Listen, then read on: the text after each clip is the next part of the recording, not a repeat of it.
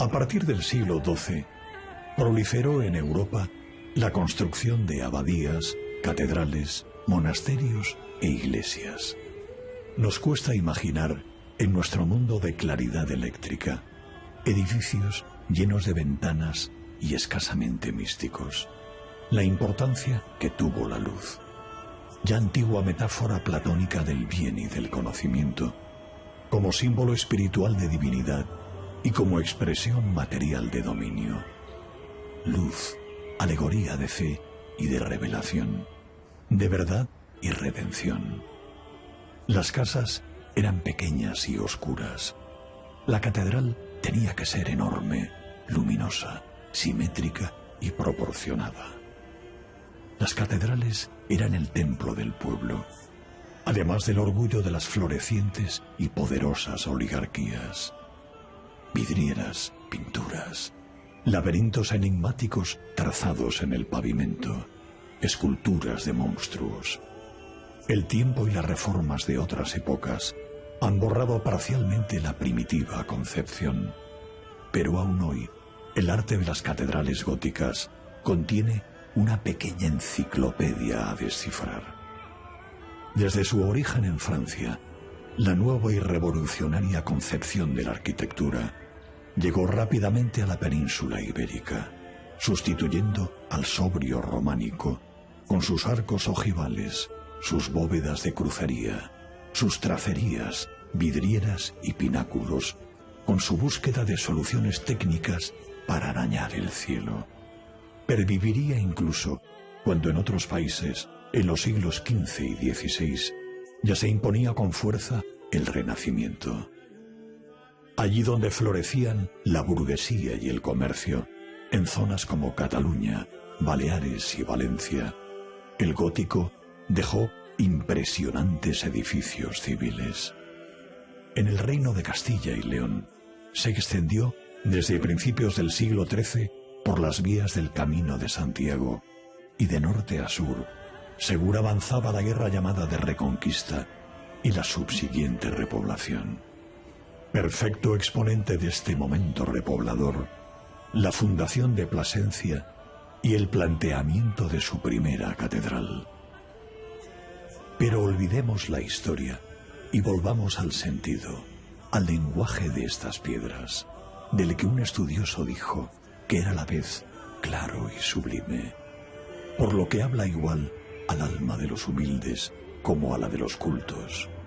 Humildemente, busquemos claves para entender lo que vemos dentro del entramado doctrinal y litúrgico que dio forma a estas obras de arte, que eran también vehículos de comunicación en eras menos atadas al alfabeto que la nuestra.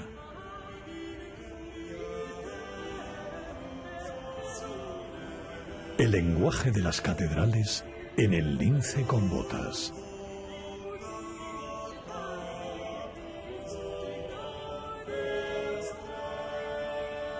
Un edificio que son en realidad dos, las catedrales de Plasencia, empezados a construir en momentos separados por varios siglos, pero unidos finalmente en la segunda mitad del siglo XVI, cuando se dieron por terminadas oficialmente las obras.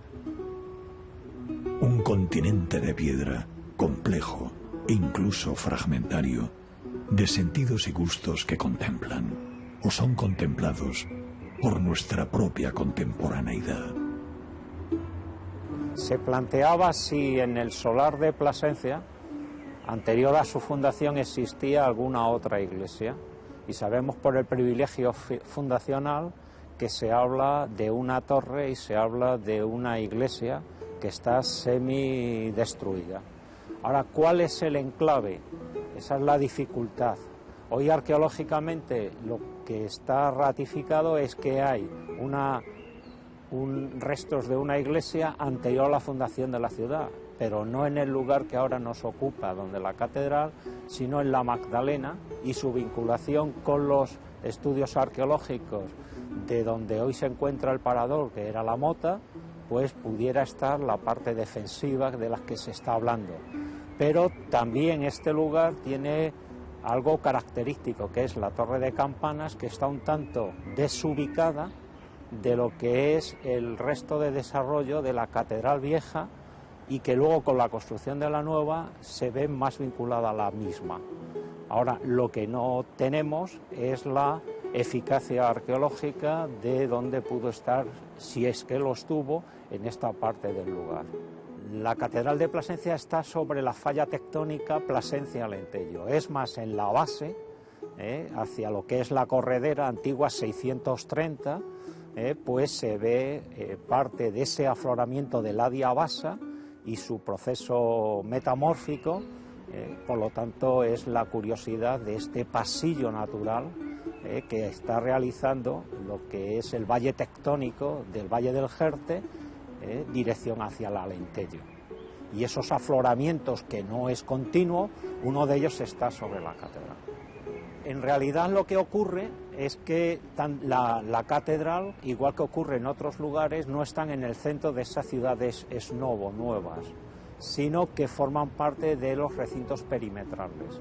El lugar que estamos no es solamente por la dureza de la diabasa, sino también por la caída hacia el río, y porque cercano a este lugar, que así también lo comenta en lo que es el privilegio fundacional, es donde el río da un giro muy fuerte de unos 180 grados, que es donde se encuentra el puente de Trujillo, y donde estaría eso que se denomina del arroyo, el arroyo Niebla, y entonces en ese lugar es donde el río tiene menos fuerza y la posibilidad de vadear.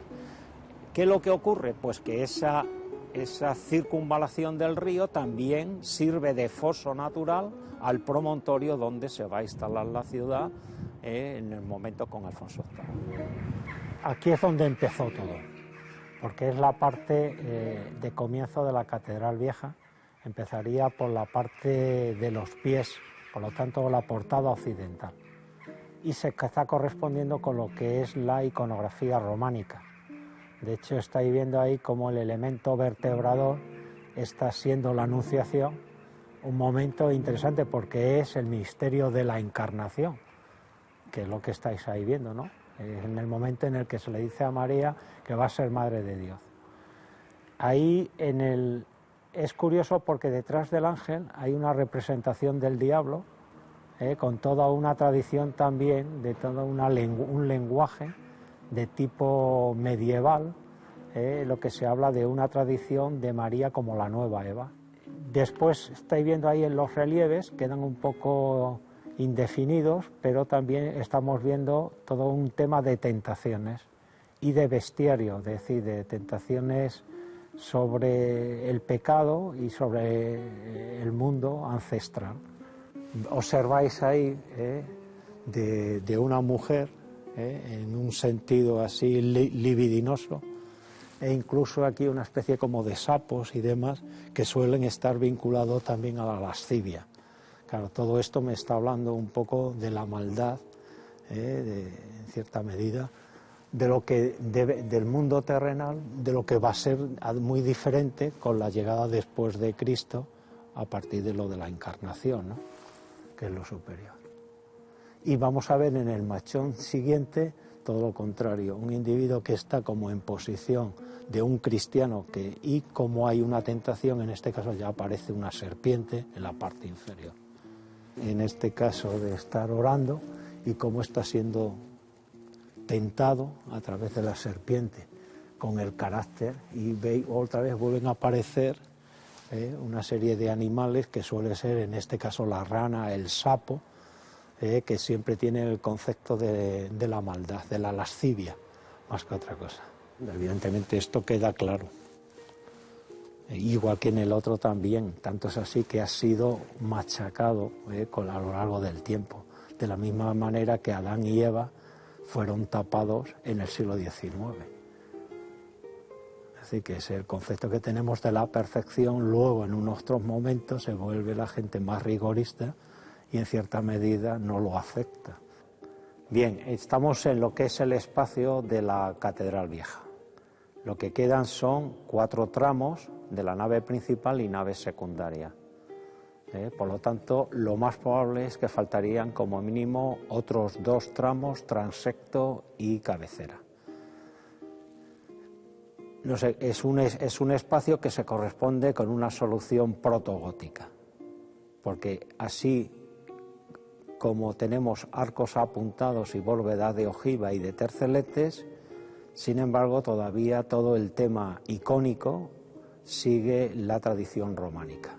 No solamente los capiteles historiados, sino también en la plementería de las bóvedas de tercelete de la nave principal. Está siguiendo la forma arquitectónica de una nave principal de una altura mayor que la secundaria, y al mismo tiempo también en la secundaria la apertura de una serie de ventanas lancetadas y trilobuladas que nos están hablando de ese protogótico primer gótico. La iglesia, la catedral antigua, se comenzaría a construir por la parte de los pies, la parte occidental, hacia la cabecera. En este caso tendríamos aproximadamente unas 3 fases aproximadamente, y su construcción, no continuada en el tiempo, con algunos cambios en la misma, duraría hasta el siglo XV. Ya a finales del XV este espacio les resulta angosto, también la ciudad y la diócesis ha ido creciendo y hay una demanda de un sentido espacial mayor. Y de ahí la necesidad de modificar Capilla Mayor, hoy ya no existente porque se destruye a partir de 1544, o bien ya una nueva edificación. Sea una cosa u otra, lo cierto es que al final se termina con el proyecto de ese nuevo edificio, que lo demanda el espacio, el cambio de mentalidad y una serie de dignidades del cabildo que dan el visto bueno para que esto se lleve hacia adelante. Lo que sí es interesante en este espacio es parte de la iconografía de los capiteles. Aquí acudiríamos, igual que en parte del claustro, a tener una visión de lo que es el mundo de vicios y virtudes a través de representaciones, bien de la vida de Cristo o bien, en este caso, sacado de los bestiarios medievales. Por eso aquí hay casi una bajada a los infiernos y van apareciendo, en el caso de ser representaciones del diablo, pues se está utilizando machos cabríos, serpientes, todo un mundo, en este caso ir al mundo animal. Al mundo animal o vegetal, bien real o bien fingido, o bien inventado. Por lo tanto, el interés también de las catedrales de Plasencia es que estamos en una percepción de todas estas representaciones románicas. Claro, hay que tener en cuenta que estamos lejos de lo que es la línea de proyección del románico de mayor envergadura, como puede ser el Camino de Santiago. Aquí estamos hacia una zona de frontera, por eso en ocasiones nos encontramos un románico fuera de tiempo, o hecho con unas manos menos expertas. Pero, sin embargo, el lenguaje entra en la misma categoría de lo que está ocurriendo en esa tradición alto medieval. En este caso nos encontramos en el claustro, y quizá lo de mayor interés sea el ala norte del claustro, que es la más antigua y que se correspondería y estaría pegada a lo que es la nave de la epístola correspondiente a la Catedral Vieja. Los capiteles siguen en esa línea que hemos estado comentando, de hablar de vicios y virtudes a la tradición medieval. Nos pueden aparecer elementos animales sacados del bestiario, algunos a nivel de fantasía, otros reales, como es la utilización del león, otro puede ser la lucha del guerrero contra animales, el Milites Christi, en ocasiones también cerdos, para hablarnos también en un sentido negativo, y otro de tipo historiado, donde nos habla en una diacronía perfecta de lo que es la secuenciación de la pasión de Cristo, hecho por una mano menos experta. Tengamos en cuenta que a veces los claustros no son para el gran público, es el lugar selectivo de lo que es el gran colegio, el gran volumen de personas que están llevando a cabo todo lo que es ese microcosmos de una catedral o de un monasterio. Y por lo tanto el lenguaje que allí existe es para esos iniciados y demás, pero no para el gran público. Por eso tenemos un lenguaje más perceptible y hay otro más difícil de llevar a cabo. Pero es curioso porque cuando ellos tienen que acudir a interpretar vicios y virtudes, van a ese mundo animal vegetal, bien real o bien inventado. Inventado curiosamente a veces con un lenguaje de la mitología clásica, que luego ha sufrido un cambio en su proceso de ocultamiento a través de esa época alto medieval e incluso también bajo medieval. Pero eso se va a ver mucho mejor después en el coro de la catedral, aunque ya es en un periodo final de la época gótica. De la misma manera que yo tengo a un animal como es el león, puede tener dos acepciones. El león también es un animal que se le ve en algo en positivo, pero también tiene algunas connotaciones en sentido negativo. Por eso en ocasiones aquí nos podemos encontrar a un león, y también lo vamos a ver en la sillería, de un león peleando contra un dragón o un aspiz. Evidentemente el león siempre es el individuo, lo positivo, frente a la maldad que sería el otro animal fantástico. En ocasiones el león me lo puedo encontrar entre sus piernas y demás con una calavera. Evidentemente ahí está teniendo un sentido negativo. El cerdo o la cerda normalmente siempre tiene un sentido negativo.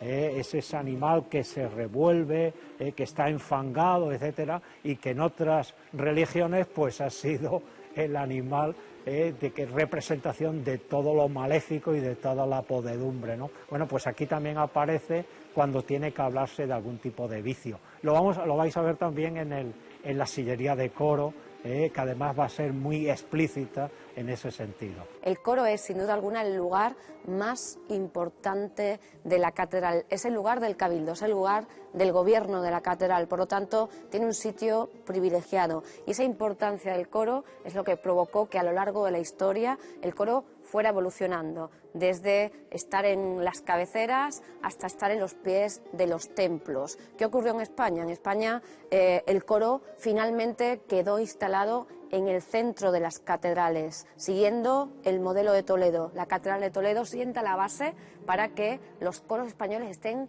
ocupando los dos primeros tramos de la nave central. Por lo tanto, es el lugar que ocupó en todos nuestros templos a partir de ese modelo marcado. Por lo tanto, la Catedral Nueva de Plasencia tiene una lectura muy fácil. La lectura es de la cabecera al centro. Solo tenemos la parte de adelante, la mitad de la catedral, frente a la Catedral Vieja, que es al contrario, tiene del centro a los pies. Por eso se define y se puede explicar de una manera muy didáctica el conjunto interior de las dos catedrales. Desde el punto de vista arquitectónico tiene su sitio y marca las plantas, la evolución. Si nosotros vemos la evolución de las plantas en las catedrales a lo largo de la historia, a través de la sucesión de estilos arquitectónicos, vamos viendo cómo el coro se mueve, pero no se mueve el coro, se mueven las plantas en torno al coro. Las plantas se definen según la posición del coro. O sea que el coro, dentro del lenguaje arquitectónico, es el principal elemento, algo que se desconoce. El coro es el que define la catedral porque es el lugar de los dueños, del gobierno. Y luego ya, bueno, pues dentro el mobiliario provoca una evangelización, exactamente que lo vemos en los retablos, en las esculturas de los muros, en las puertas. Se está evangelizando, que es la función de la Iglesia Católica. Por eso luego cuando viene Trento se aumenta todavía esa evangelización de una manera más exhaustiva a través sobre todo de la iconografía de los grandes retablos de los siglos XVII y XVIII. Hay que decir que este coro se encargó a un gran escultor, a Rodrigo Alemán, que tiene 2 pisos de asientos. Lo primero de todo, el material es madera de nogal. Hay que decir que para los retablos, en este caso, se utilizaba la madera de pino, era una madera más pobre, pero se doraba, se estofaba, por lo tanto quedaba oculta, pero las sillerías eran vistas. Por lo tanto, estamos viendo que es una sillería de madera de nogal que tiene 2 pisos de asientos, 26 en la parte inferior, 41 en la parte superior, y que todo completamente está decorado profusamente, brazos, respaldos y misericordias. ¿Qué escenas encontramos en este coro? Aparecen escenas de todo tipo, aparecen escenas del Antiguo Testamento, desde la reina Isabel hasta el obispo, aparece escenas del Nuevo Testamento, del obispo hasta el sitial de Fernando el Católico, aparecen escenas cotidianas de la vida de Plasencia, aparecen los pecados capitales, con escenas eróticas, simbolizando vicios y pecados, aparecen escenas de crítica al clero. ¿A qué orden religiosa? La crítica no es al cabildo, evidentemente, a los de casa no, la crítica es a la orden de San Francisco. ¿Por qué? Porque su conducta no era acorde a lo que se predicaba, por lo tanto, los escultores se mofan y dejan esa crítica social plasmada en el coro de la catedral.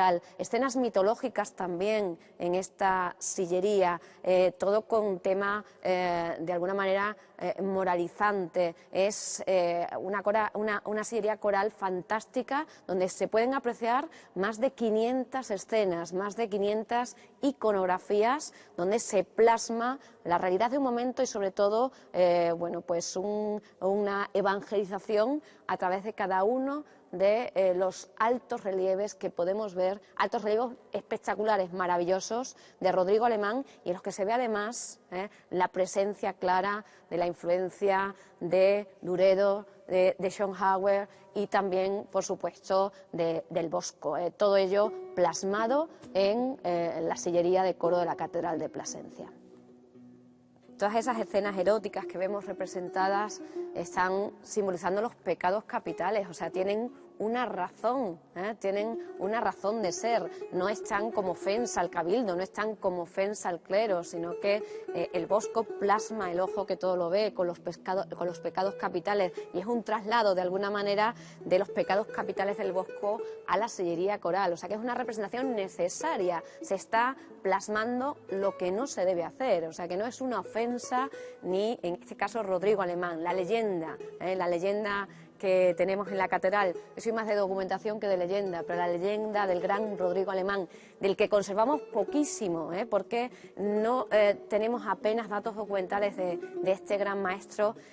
Siempre se dice que el cabildo tiene pleitos con él, al ver el coro se ofende por las escenas eróticas o se ofende por la crítica a la orden de San Francisco, que al cabildo evidentemente la orden de San Francisco pues no lo consideraba de gran importancia para ellos, o sea que no era una ofensa que se plasmara esa crítica a los franciscanos. En este caso, bueno, pues se le dice que esos pleitos, el final de esos pleitos es encerrar al gran Rodrigo Alemán en la torre de la catedral y que a modo de Ícaro termina fabricándose unas alas de cera y bueno, muere en la zona sur de la ciudad, a la altura de lo que hoy es el Gran Parque del Cachón. Entonces es una leyenda, no tenemos nada de documentación de cómo acabó este personaje, pero evidentemente los pecados capitales tienen su lugar aquí por una razón, por una evangelización y porque tienen su sitio en la Catedral de Plasencia. La realización de una catedral era una de las mayores decisiones que debían tomar los miembros de los cabildos, que eran quienes permanecían siempre en la diócesis, a diferencia de los prelados, que podían ser trasladados. La empresa era larga y costosa, y gran parte de las dignidades capitulares no conseguirían nunca verla terminada. Estamos observando lo que es la parte más excepcional de la Catedral Vieja, que es la sala capitular. Por lo tanto, esto no pertenece a lo que es las naves, sino a lo que es una estancia que es el lugar de reunión del cabildo. El cabildo y las dignidades y racioneros que están formando parte de este colegio que dirige la diócesis y la catedral, dirigidas desde el propio deán, al que le van a seguir los arcedianos, lo que va a ser el sochantre, el chantre, etcétera, y después de los racioneros. Luego en esta capilla es donde se reunían ellos mínimo una vez a la semana, y así se iban tomando disposiciones, bien de índole económica, bien de índole administrativa, bien de índole eclesiástica. El espacio es excepcional porque es una capilla de planta cuadrada. Esa planta cuadrada terminará en una cúpula nervada, y lo hace a través de una solución que es la trompa, que es un cuarto de esfera. La solución no solamente interior sino exterior llama la atención porque aparecen unas formas gallonadas y también de escamas a las maneras de soluciones de la zona francesa de Poitiers y de Angoulême, que en el caso español tiene su origen y su respuesta en lo que se llaman las cúpulas poiterinas, por aquello de Poitiers, o las cúpulas del Duero. Su origen estaría en el transepto, la cúpula del transepto de la Catedral de Zamora, que continuaría después con la colegiata de Toro, también en el transepto. Ahí las soluciones son pechinas, y por lo tanto es la solución de pasar del cuadrado al círculo directamente a través de esta solución bizantina. Tendría la última respuesta hacia Salamanca, y de Salamanca vendría al caso de Plasencia. Cuando observemos esta capilla veremos esa solución nervada cupuliforme de cuadrado a octógono y de octógono a círculo, y luego la parte cónica exterior. Entre un espacio y otro, entre una y otra hay un espacio intermedio. Aquí en el caso de Plasencia se la denomina la Torre del Melón, que en el caso de Salamanca, por la veleta que tiene en la parte superior, es la Torre del Gallo. Pero sería en esta línea de bóvedas del Duero la que aparece en Plasencia, que posiblemente también tiene su proyección después con la de Évora en Portugal. Y luego también es muy interesante porque está un tanto desviada con respecto a lo que es la orientación oficial, pero escasamente, pero se ve que está o es anterior al claustro, o en un momento determinado algo les lleva a forzarla con respecto al ordenamiento del propio claustro, que tampoco tiene una regularidad total, por lo que estuvimos comentando que estamos en una zona crítica y escarpada de lo que va a ser esa zona de roquedo y la caída hacia la parte de las riberas del río. Pero también desde el claustro podemos ver cómo se ha ido modificando este espacio a lo largo de 3 siglos, siempre en época medieval, e incluso algunos problemas que tuvieron no solamente en la realización de las naves de la catedral, sino en el 15, con motivo de la terminación del claustro, y una zona también de humedades y de fractura geomorfológica. Se ven en la necesidad de crear 2 arbotantes en una esquina determinada, que era la solución que les permitía reforzar ese lugar que se les estaba abriendo el edificio y permitir también el paso por la parte superior, por una parte en el claustro y por otra parte de una calle que iba a dar a la zona de la muralla entre lo que es hoy la catedral y lo que iba a ser después el palacio episcopal, y hoy ya pertenece al espacio museístico de la propia iglesia.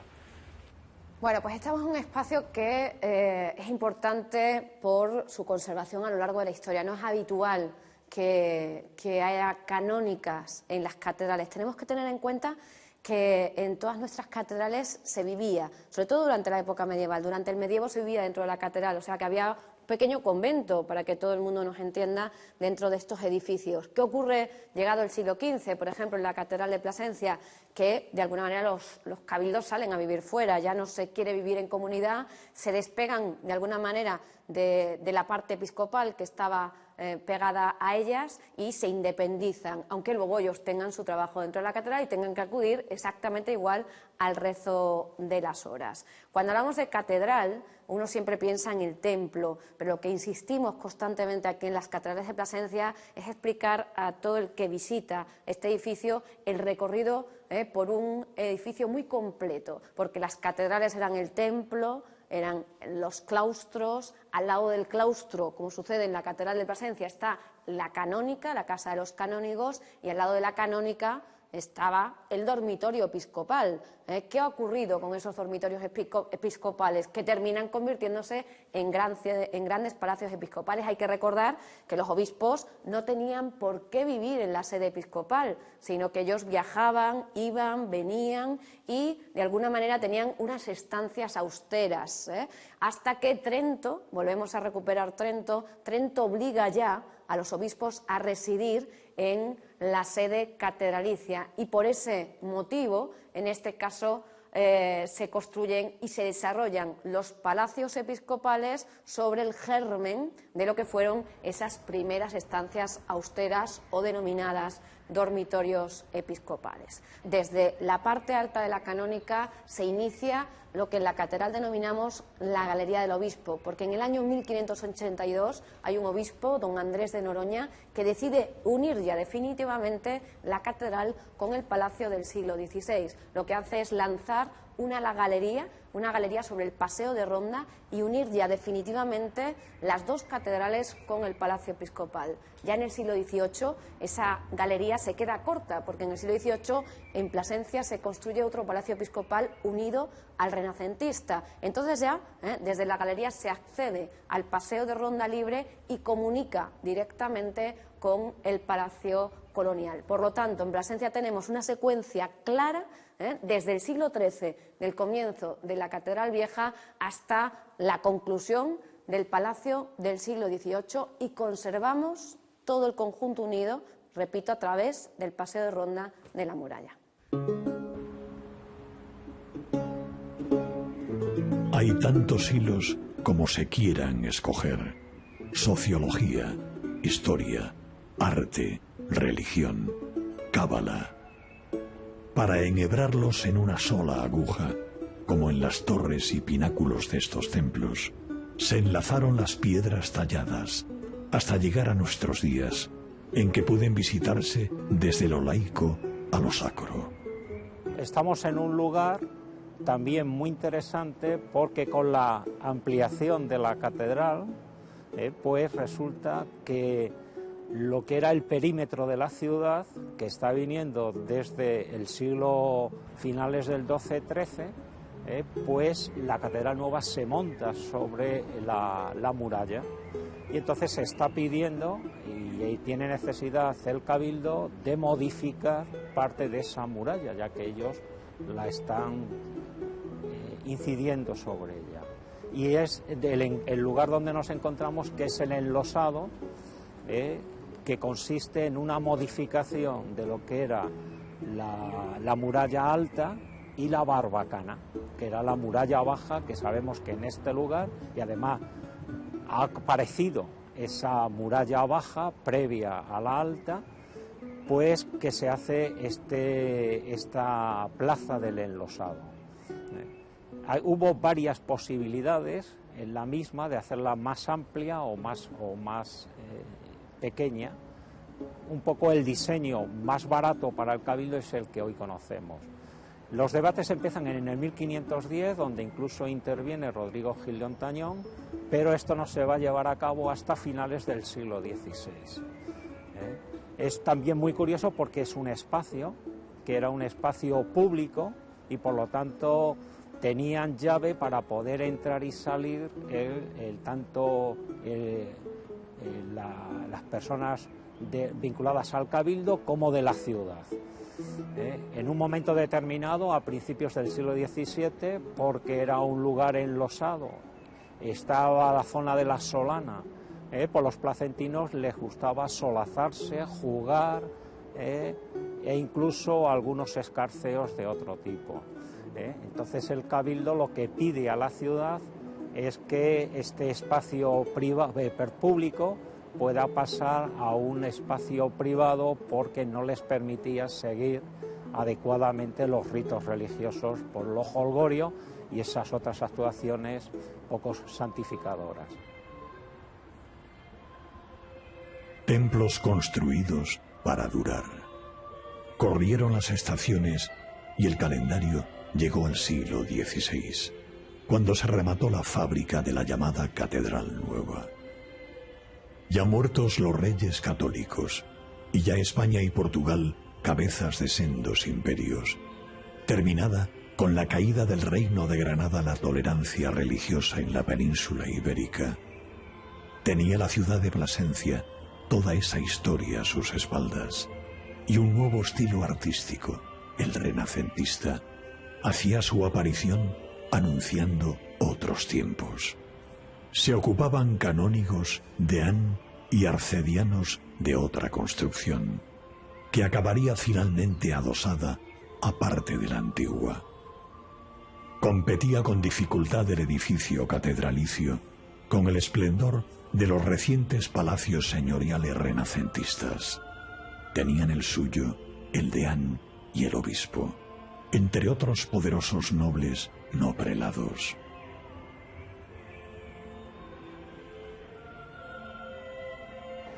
En esta portada, que es la portada sur, que es la portada del órgano, porque se podrán fijar que excepto la ventana de gran amplitud en la parte superior, es una ventanuca pequeña la que reordena gran parte de ese espacio, y eso es como consecuencia de que va a acoger la caja del órgano en su interior. El modelo arquitectónico está siguiendo lo que está proponiendo Diego de Siloé en la portada del Perdón de la Catedral de Granada, o en San Salvador de Úbeda en su primer momento. Es también el mismo modelo que nos lo encontramos en el cuarto cuerpo de la fachada norte de la catedral. El problema del lenguaje clásico, del lenguaje renacentista, es que es un lenguaje frío, es muy intelectual, y por eso apenas ha tenido gran atracción.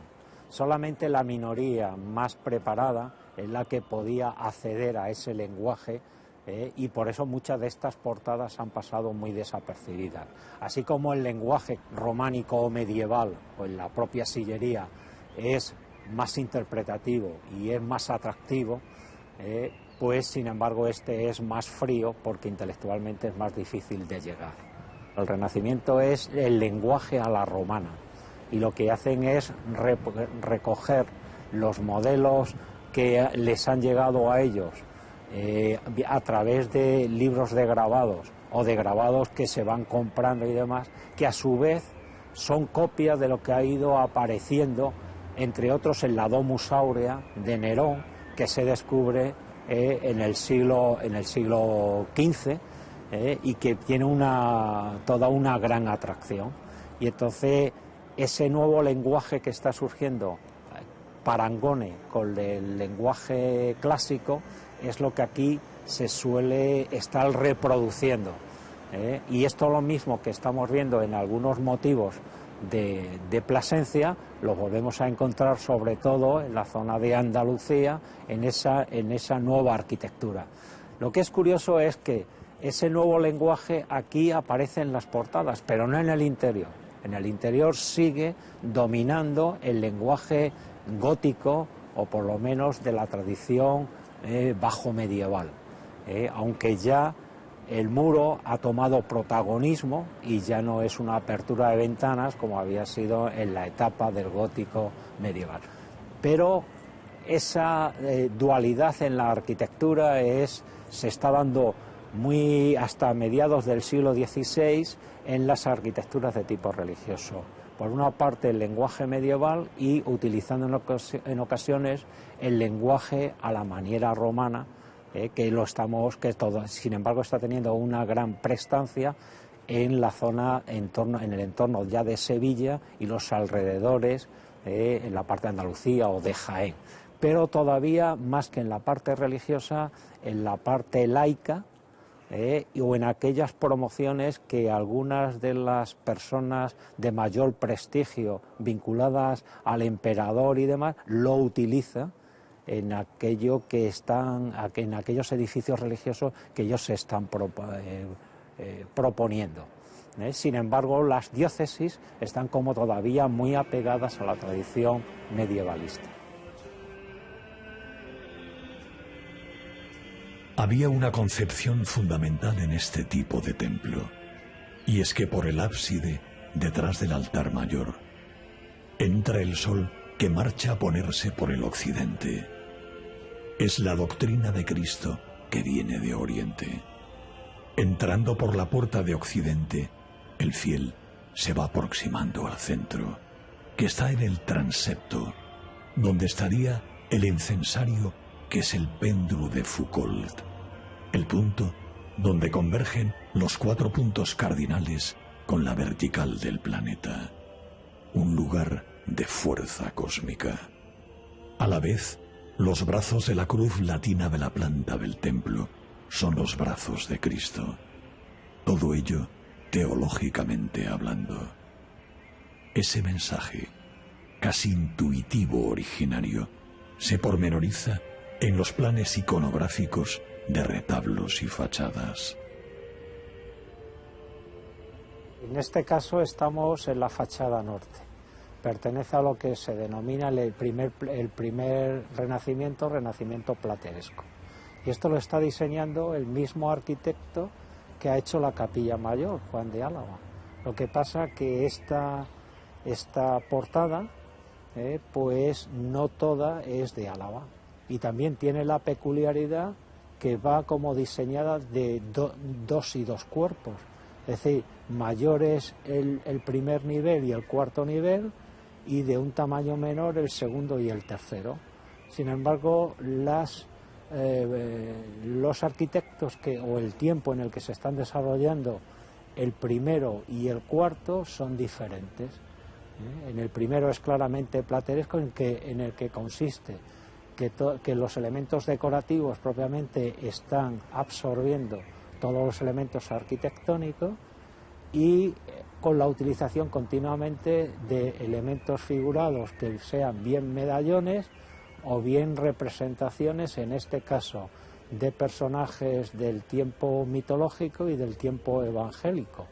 Y luego están los grutescos, que son esos relieves que tanto se están utilizando y que se denominan así porque comentan que son como animales de gruta, animales fantásticos, y que mucho de ellos está viniendo, como ya dijimos en la otra portada, de los grabados que llegan a estos maestros de la Domus Aurea de Nerón, que se descubren las pinturas, lo que era la decoración romana de los distintos estilos, y utilizaban estas decoraciones un tanto fantasiosas. Pues aquí lo que hacen es reproducirla, pero mezclarla a su vez con elementos moralizantes.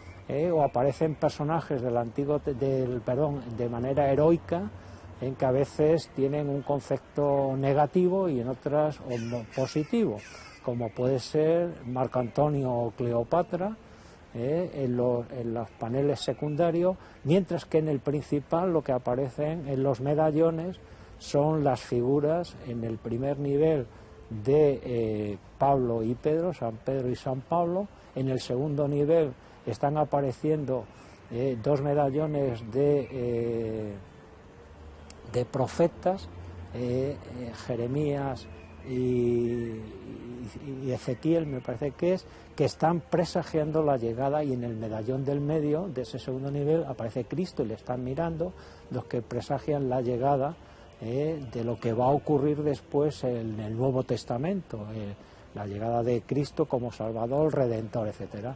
En el tercer nivel aparece Salomón y la reina de Saba, porque están anticipando, es una simbología entre Cristo, en este caso, y la Iglesia, y en el último nivel se pierde, pero es un nivel que está todo relacionado con el paso del tiempo. Las últimas obras de la catedral se hicieron al gusto preferido por la monarquía hispana y católica, que entonces auspiciaba la contrarreforma antiprotestante del Concilio de Trento. Bueno, pues estamos ahora mismo en la capilla mayor de la Catedral Nueva de Plasencia y está presidida por la pieza sin duda alguna más imponente de toda la catedral, el retablo mayor, que fue encargado por el Cabildo de la Catedral de Plasencia en el primer cuarto del siglo XVII al más grande de los escultores españoles, al gran maestro Gregorio Fernández, el maestro gallego afincado en Valladolid, donde desarrolla toda su carrera profesional. Será considerado como el mejor escultor español de la escuela castellana. Hablamos, como decimos, del primer cuarto del siglo XVII en nuestro país. Es un retablo postrentino. Toda la iconografía de este gran retablo emana del Concilio de Trento. Hablando históricamente, sabemos que Martín Lutero, al momento que publica sus tesis, comienza el ataque hacia la Iglesia Católica con la Reforma Protestante, y la Iglesia Católica evidentemente contesta. Y contesta a través de una maquinaria imponente, que es el arte barroco. El arte barroco está al servicio de la Contrarreforma Católica y desarrolla a partir de ese momento unos siglos de importante evangelización, y la evangelización se traslada a nuestras catedrales a través de las imágenes. Y qué mayor escenario que un gran retablo. La lengua de estas piedras se convierte en la lengua de una pintura y escultura barroca, dirigida, enfocada en la comunicación, masiva, de carácter popular, y conservadora para mantener el orden establecido. Lo que hay que tener claro es que esa es una catedral que comienza en el año 1505, acabamos de conquistar América.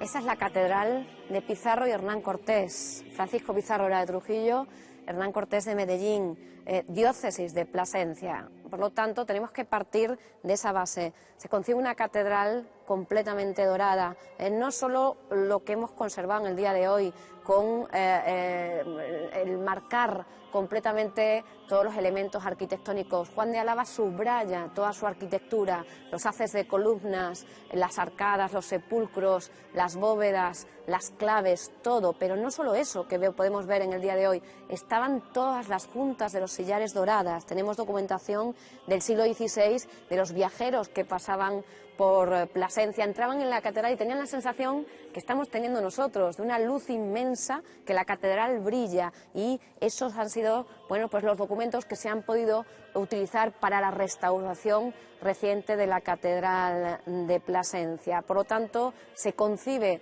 la catedral como una gran caja de pan de oro, y lo que hemos intentado de alguna manera también es dejar algunos detalles de cómo serían esas juntas doradas, de cómo estaría toda la catedral, y vemos cómo a ambos lados del retablo aparecen unos detalles de juntas doradas donde se puede ver perfectamente esa marca que podríamos concebir como un conjunto de toda la Catedral Nueva de Plasencia. Esa concepción de luz, esa concepción de color, esa concepción de oro es la que hay que entender cuando uno entra en los muros de este enorme templo.